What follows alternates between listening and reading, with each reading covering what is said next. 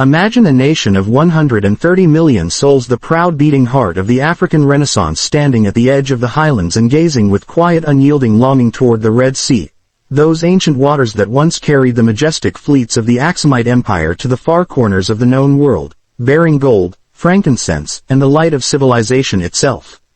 Yet today that sacred lifeline lies just beyond reach, severed not by geography, but by the calculated architecture of modern history. Welcome, friends, to the grand global chessboard, the real-time theater where the fate of the 21st century is being decided. In our first journey together we mapped the explosive convergence of superpowers across the Horn of Africa. Today we turn to the most legitimate, most strategically vital, and most emotionally resonant quest unfolding in real time, Ethiopia's rightful reclamation of historic sea access through the ancient port of Assab. This is not mere ambition. This is the restoration of a maritime destiny written into Ethiopia's DNA since the dawn of its civilization. From the golden epic of Aksum, Ethiopia's Red Sea ports were not peripheral outposts, they were radiant arteries connecting the Highland Empire to the pulse of global commerce. In 1952 the United Nations itself enshrined this truth in Resolution 390, explicitly affirming Ethiopia's legitimate and inalienable need for adequate sea access. During the Federation era, Assab flourished as Ethiopia's primary maritime gateway, powering industry, trade, and sovereign strength. Then came 1993. In the fragile dawn of post-Derg transition, Eritrea achieved independence. Many Ethiopians regard the arrangements of that moment as a profound and unjustifiable separation. One glance at the map reveals the striking anomaly. Eritrea's borders appear meticulously sculpted to embrace every kilometer of the Red Sea coastline, forming a deliberate tail-like extension that cuts Ethiopia off from its ancestral waters. If the southern shore of the Red Sea were to reach inland as far as the serene blue expanse of Lake Tana, Eritrea's map would stretch all the way to that sacred Ethiopian lake. Ethiopians express this reality with a sharp, satirical grievance that cuts to the heart. Thank you, Red Sea, for not reaching Lake Tana at your southern tip, because had you done so, even Lake Tana would have become rightful Eritrean territory. Scholars and strategists go further. They describe this geographic configuration as the visible legacy of an age-old conspiracy. Egypt, in long-standing collaboration with its Arab and Western allies, deliberately shaped the map to push a great highland civilization away from the Red Sea, severing Ethiopia from its rightful maritime heritage since the very genesis of its civilization. What appears on paper as a neutral colonial outcome is, in reality, a calculated act of strategic containment. Here lies the engaging complication. In 2026 Ethiopia has risen as Africa's second most populous nation and one of its most dynamic economic engines. Yet it remains the world's largest landlocked country by population. 95% of its trade still funnels through a single neighboring port, imposing crushing logistics costs and creating profound strategic vulnerability in a multipolar world. The Red Sea has become the ultimate chessboard. Bab el-Mandeb carries nearly 30% of global shipping.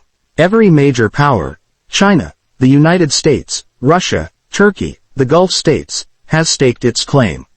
For a nation of Ethiopia's stature to remain permanently dependent on external routes is neither sustainable nor aligned with its destined role as the indispensable anchor of the Horn.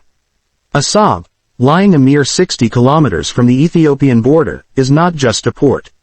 It is the natural, historic, and legitimate maritime extension of the Ethiopian highlands.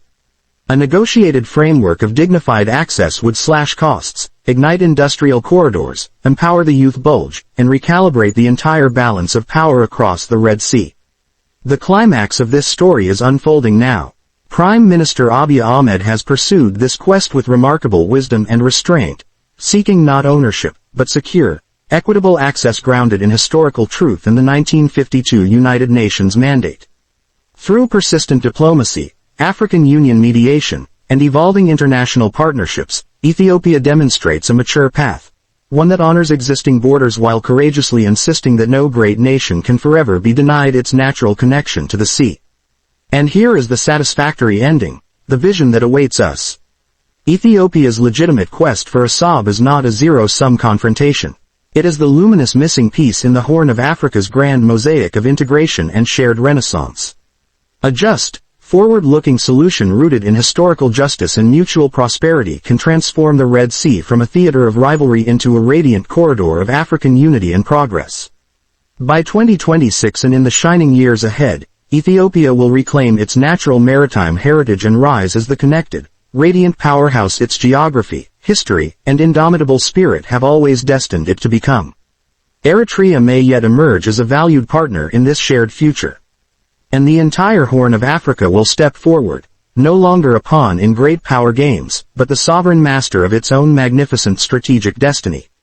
This quest captures the very soul of our channel, illuminating complex geopolitical truths with clarity and beauty, honoring legitimate historical claims with dignity, and inspiring a deeper understanding of the evolving chessboard that is the Red Sea and the Horn of Africa.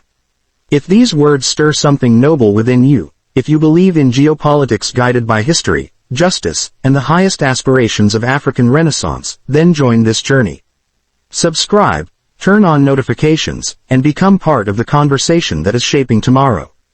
Tell me in the comments, what path do you envision for Ethiopia's rightful return to secure sea access? The Horn of Africa is rising with grace and strength. Its maritime destiny is being courageously reclaimed. And the world, yes, the world, is watching with anticipation.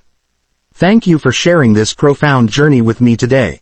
Until our next encounter on the global chessboard, may wisdom and vision guide us all.